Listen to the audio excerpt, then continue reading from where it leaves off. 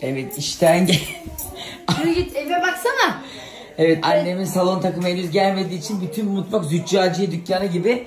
Anneciğim gel dur. Maka döktürmüş. Akşam da Neslihan'a gideceğiz. Eve haciz gelmiş gibi. Bitti mi ayna bakayım? Kolay gelsin. Ha bak tamamlanmış. Evet arkadaşlar televizyonu buradan söktük. Ayna merkezi sağ olsun geldi bunu düzeltti yamaladı.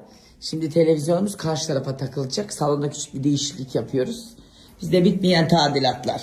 Arkadaşlar hazır mısınız? Sonunda o başımın belası diğer jalüziden de kurtuldum şükürler olsun. Artık söküp yıkayacağım tülümü.